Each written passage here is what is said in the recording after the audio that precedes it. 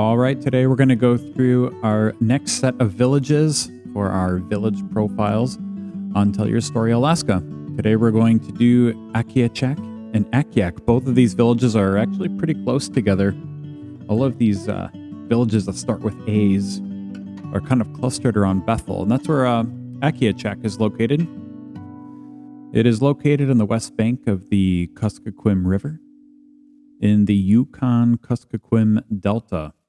And I've been to Akiachak before because when I fly for Keiko Retreat Center, I will often pick people up from there and fly them to Keiko and then back home.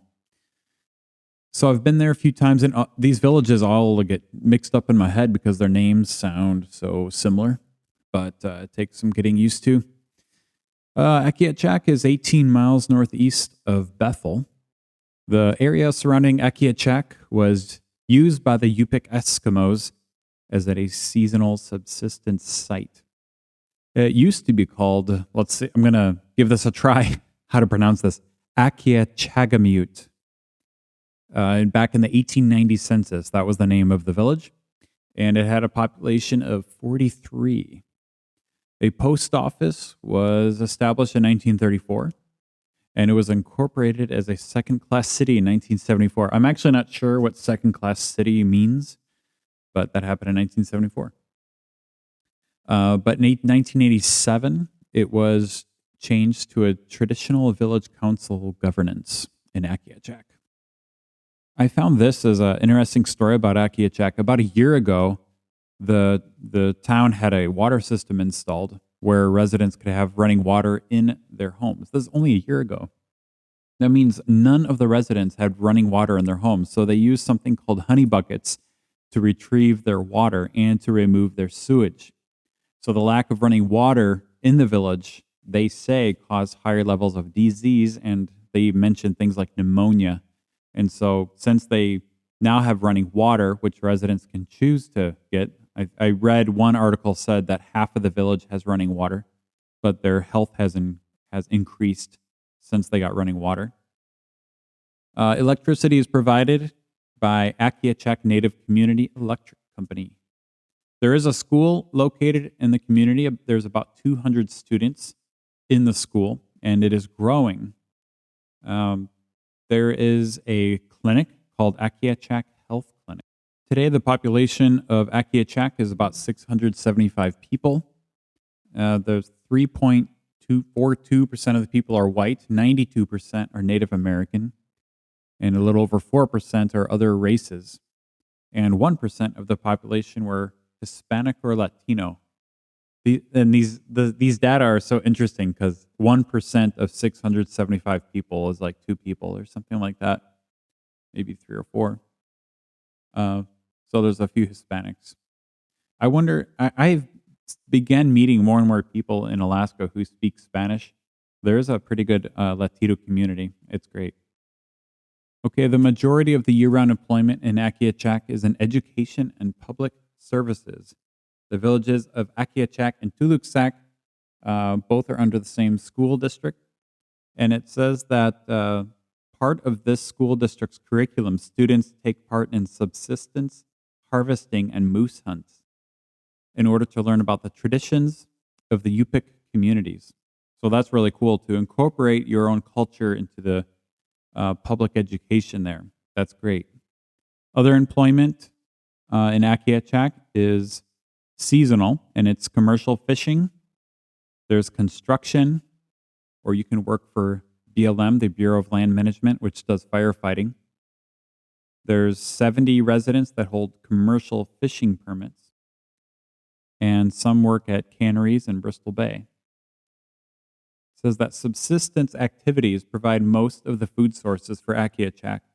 However, since 1997, there's been very poor fish returns, and it's affected the community.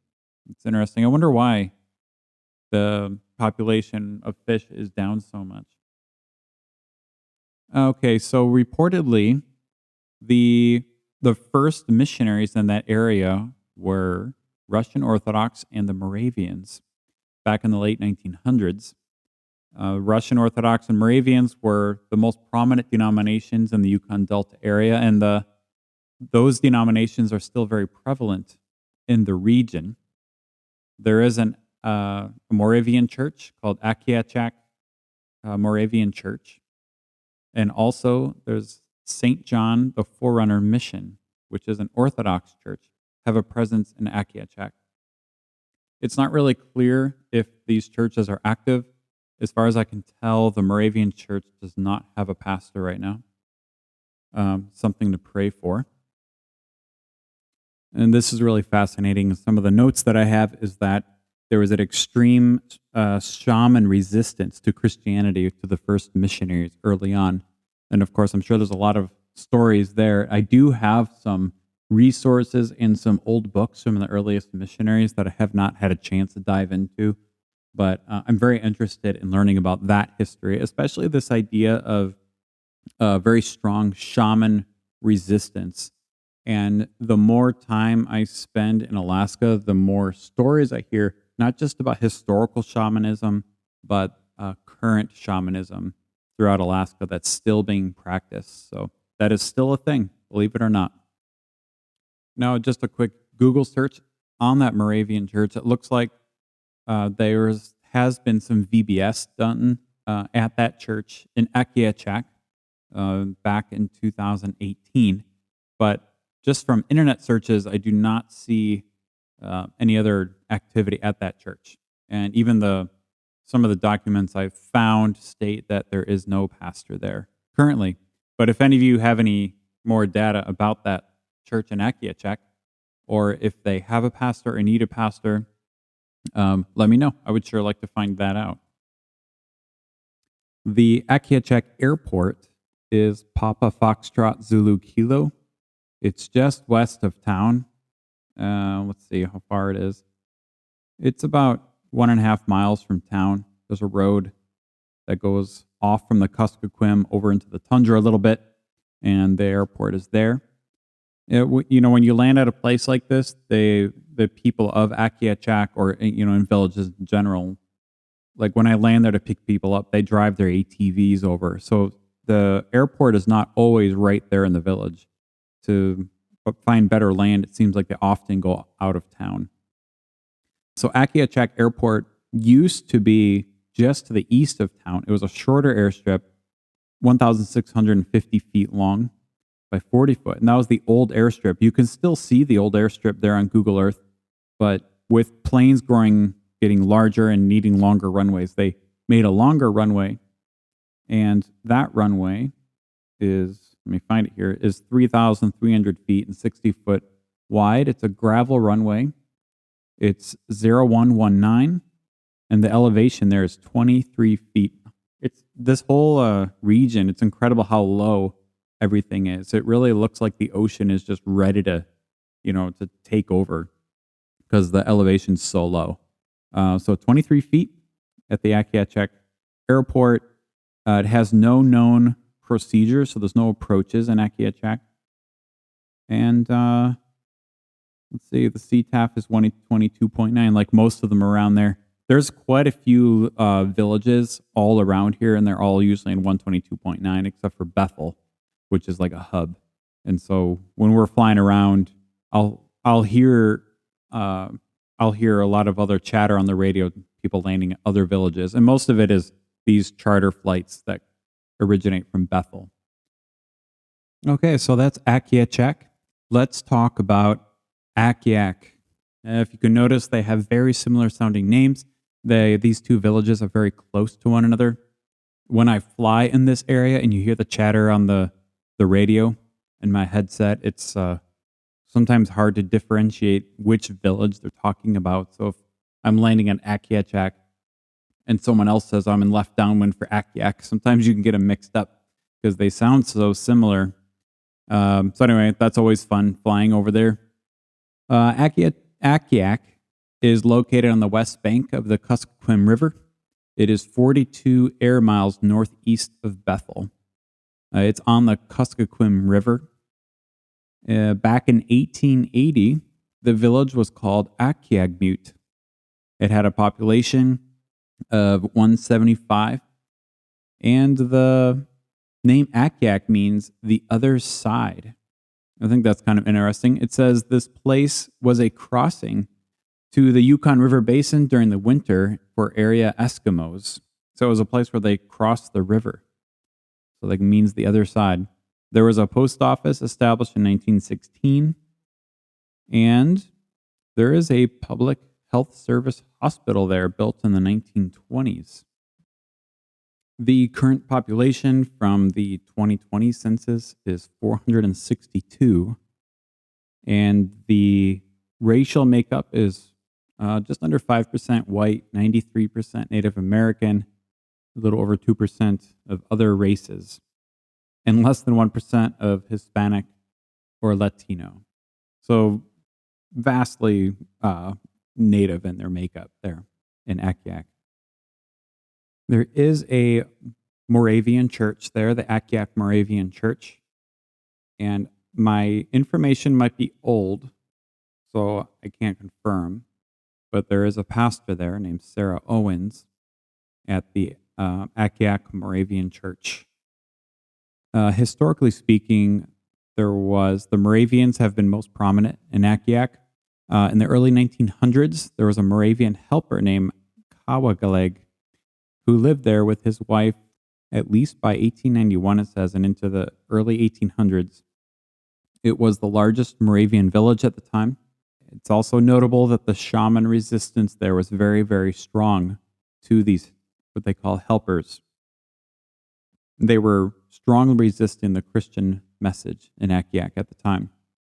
There was a reindeer fair held there in 1915 and 1916, and Akiak was the site of an old Indian service hospital built in 1918 for the region.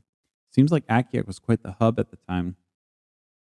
Early missionaries John and Edith Kilbuck lived there until John's death in 1922. Then the mission was moved in 1939 to Bethel. Now, from my research, I found that there is one church in Akiak, the Akiak Moravian Church, which has been there for quite a long time. There is a building, and I don't have any current information if there is a pastor there. However, in the past at least, there was the first local Yupik Native woman named Sister Sarah Owens, who was reported to be the pastor of the Akiak Moravian Church, but another document says that she is the pastor of the Tuluksak Moravian Church, which is a village nearby. So if any of you have information about the current status of the Akiak Church, I know I have been to Akiak, but only to the airport for picking up and dropping off people. Then the next time I go, I'll certainly have to ask. Now, speaking of the airport there is a gravel runway. It's 3,200 feet long, 76 feet wide. It's 0321. The airport is Papa Foxtrot Alpha Kilo, and it's just on the, looks like kind of the northwest bank of the river. And the river, the Kuskokuim, takes a sharp curve there. And remember what I said before, that is a place where the Eskimos used to cross the river, so it means the other side. And the runway is right there on the edge of the river. There is procedures there. They have RNAV approaches on runways 3 and runway 21. And there's no NOTAMs right now. The elevation is 40 feet, so a little bit higher than Akiachak, which is not too far away. So it must be up on a raised plane there. Okay, so that's our village profile for today. The villages of Akiachak and Akiak, which are two villages that happen to be very close together. And next week, we are going to do Akutan and Alakanuk. Now, I do know someone who lives in Akutan, and so I'm going to talk to that person and get some really good information, so that will be interesting. And Alakanuk, I've been to that area, but not that village specifically. So I'm looking forward to learning about that. And that is it for today, as we talked about Akiachak and Akiak in Yukon Delta area. Thank you guys for tuning in, and next week we'll hit the next 2 villages. See you then.